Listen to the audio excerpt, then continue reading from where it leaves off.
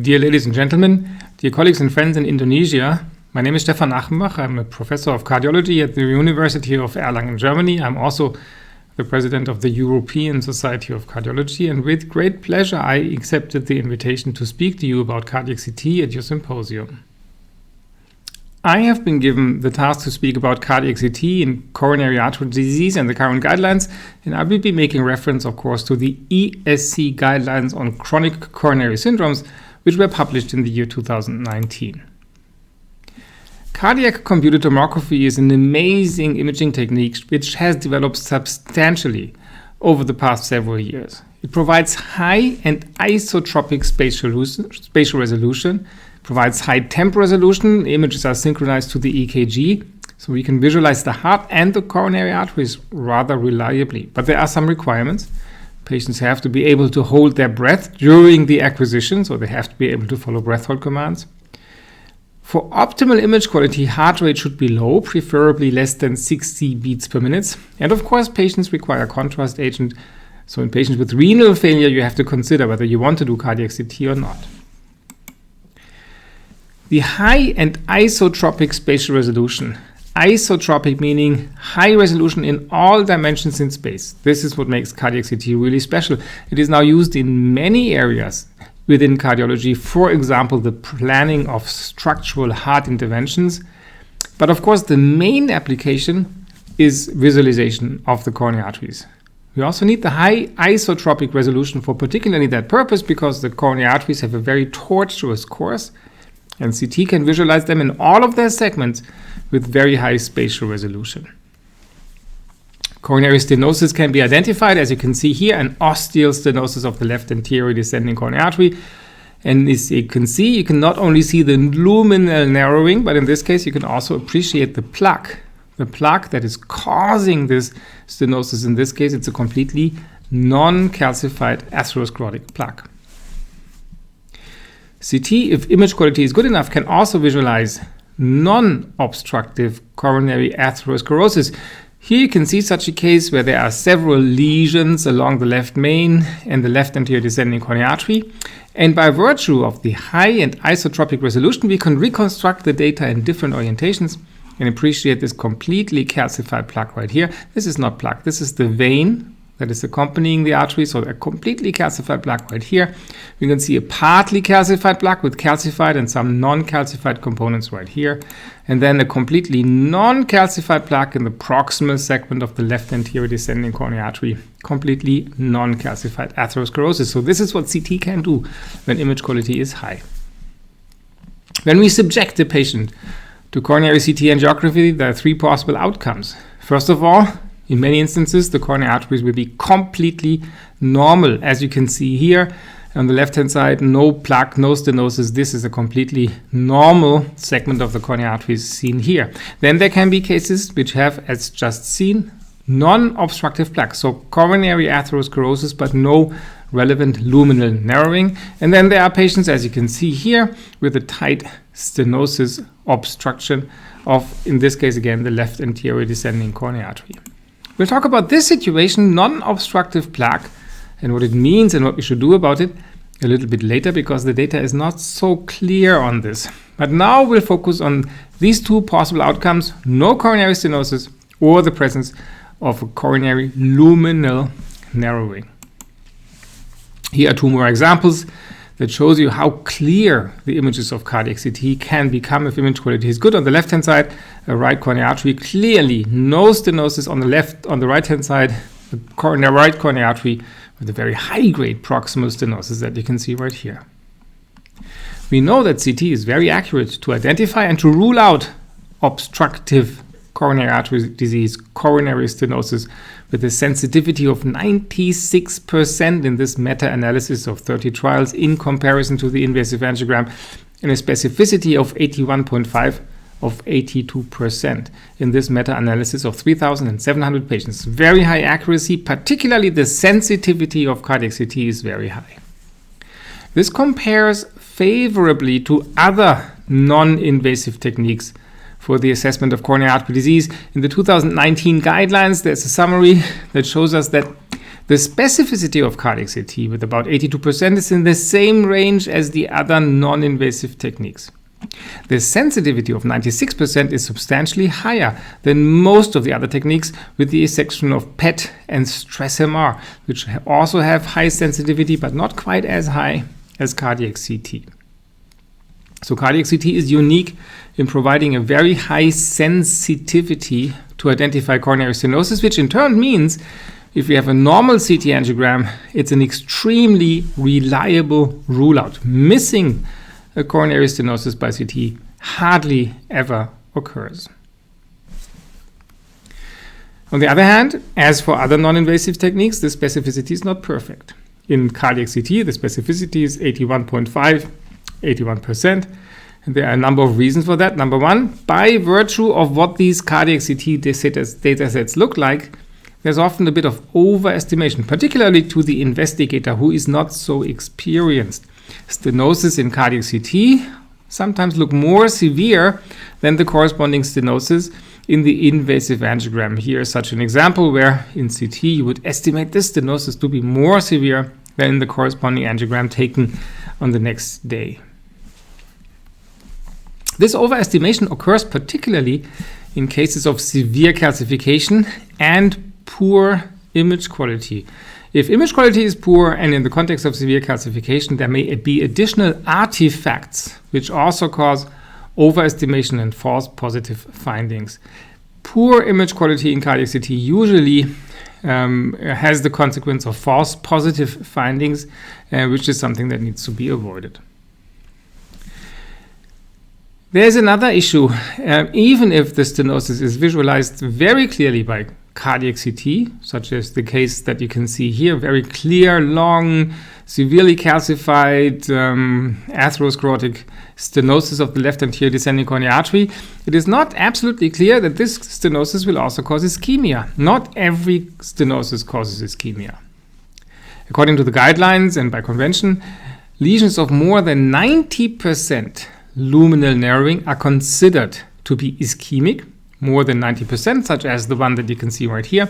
But lesions of less than 90%, it's not clear whether they cause ischemia or not. So further workup might be required. And if you think about the consequences of performing cardiac CT in a patient with suspected coronary artery disease, it's very clear that a rule-out scan, normal scan, means that no further workup is necessary, and this is a very definitive rule-out of coronary artery disease. On the other hand, if stenosis are found, particularly if the stenosis, such as this one, are not 90% stenosis or more, then ischemia testing may be the next step to find out whether this lesion actually causes ischemia.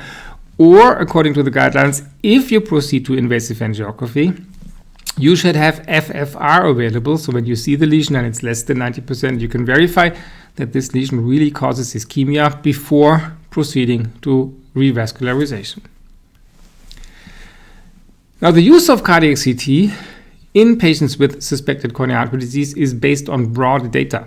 On one hand, there is registry data that shows very clearly that if coronary CT angiography is normal, the prognosis is excellent.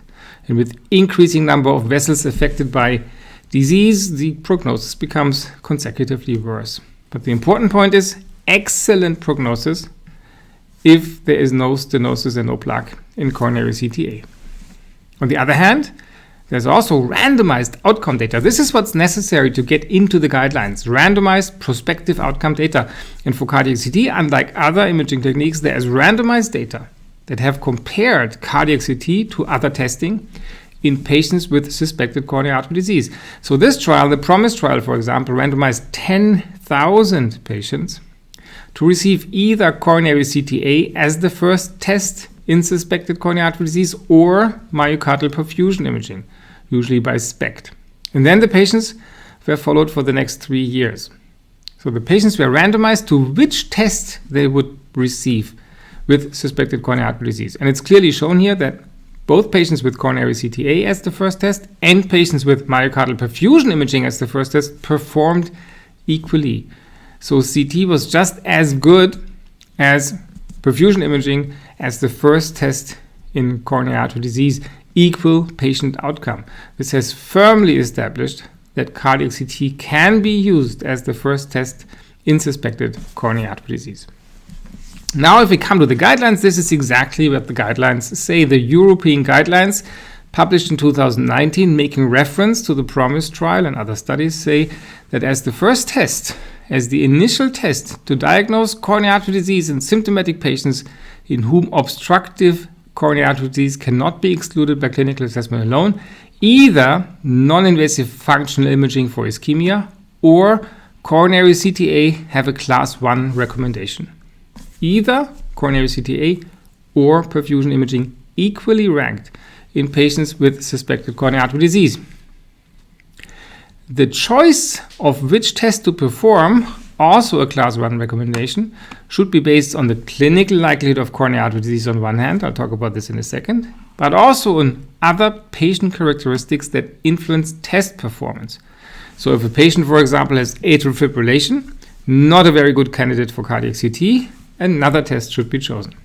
It should also be influenced by local expertise and the availability of tests. Local expertise playing an important role. That is good that it is mentioned in the guidelines. Here's a visual representation of what the guidelines are trying to say. They say that in patients who have a very low clinical likelihood of disease, no testing is necessary. In patients with a very, very high likelihood of disease, and they make particular reference to patients who have typical angina, an abnormal EKG, and possibly also wall motion abnormalities on echocardiography. In these selected patients, invasive angiography might be the first test, but always complemented by intracoronary pressure measurements if required. But in all of the other patients, either coronary CTA or ischemia testing can be chosen across the entire range of pretest likelihood, but with the preference of coronary CTA in the lower range of pretest likelihood. In addition, patient characteristics, patient preference, availability, and local expertise should be taken into consideration. So the guidelines emphasize that the test should only be selected if patient characteristics allow to expect high image quality and if there is local availability and expertise with the given test. We have a choice, several options that we can offer our patients. And coronary CTA is particularly useful if the heart rate is low and regular, and if there is absence of substantial obesity, both of which are important to assure very high image quality. So coronary CTA is a possible initial test in suspected coronary artery disease when good image quality can be expected. And as individuals who perform cardiac CT, we should always try very hard to obtain high quality images because that maximizes the diagnostic performance of cardiac CT. If we have no coronary stenosis, this is a clear rule out. Patients are normal, patients have an excellent prognosis, no further workup is required. Very definitive last step of the workup. If a stenosis is present, ischemia testing might be the next step, or if proceeding to invasive angiography, FFR measurements should be available so that if the stenosis is less than 90%, we can assure that the patient has ischemia based on this stenosis. Now, I said earlier that I would come to non-obstructive plaque because here the situation is not as clear. If we have a rule out, nothing in the coronaries, no problem. No further therapy needed. If we have a stenosis, we know how to work up the patient. What about plaque without obstruction? What does it mean? We know that the prognosis is slightly worse as compared to individuals completely without plaque. But are statins useful in these patients? Is aspirin useful in these patients? We don't have prospective randomized data to tell us.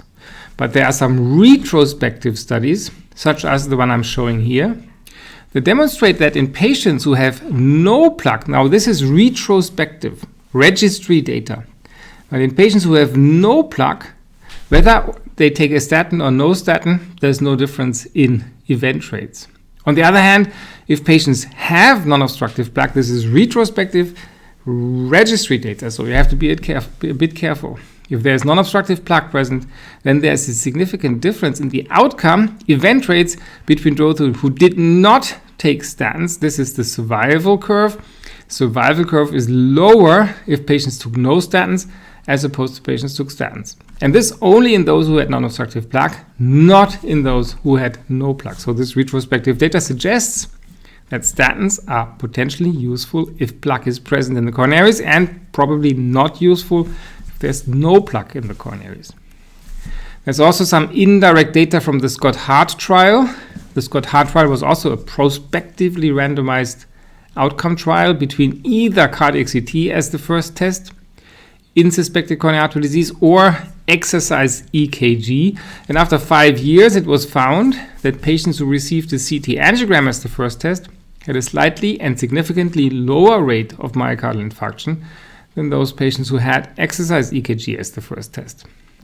Revascularization was performed exactly same frequency in both groups, so revascularization was not the reason, but it was found that preventive medication, mainly statins, were started more frequently in the CT group and less frequently in the standard group, and also stopped in other patients more frequently in the CT group, probably in those who had no plaque, but this was not controlled. This is just a retrospective observation. So it's not something that can be used in the guidelines because the data is not strong enough, but again, it suggests that the knowledge of plaque that you gain by performing a cardiac CT probably means that you can target statin therapy to those patients who need it most, the Scott-Hart trial. So when plaque is present in the coronary arteries, it's probably reasonable to consider statin therapy, but we don't have randomized outcome data for this question, so this we don't find in the guidelines yet. So in summary, cardiac CT or coronary CT angiography is a fantastic tool. It's not completely new anymore, but it's getting better and better and more broadly available. A fantastic tool that complements our spectrum of diagnostic methods in suspected coronary artery disease. Stress perfusion MR, myocardial SPECT, these are all still very good techniques, but cardiac CT is right up there, and the sensitivity of cardiac CT is even higher than for the other tests. It should be used only when high image quality can be expected, because poor image quality does translate to false positive findings. But if image quality is good, it should be used generously, particularly to rule out coronary artery disease, because the gain of confidence that you have after a normal CT scan for the physician is really, really high, that the patient has no disease and no further testing is necessary. If stenosis are found, CT angiography may need to be complemented by ischemia testing, and we don't have randomized prospective outcome data, but retrospective data indicate that statins are potentially useful when plaque is present, and statins are most likely not useful and not required if no plaque is present. And with that, thank you very much for your attention.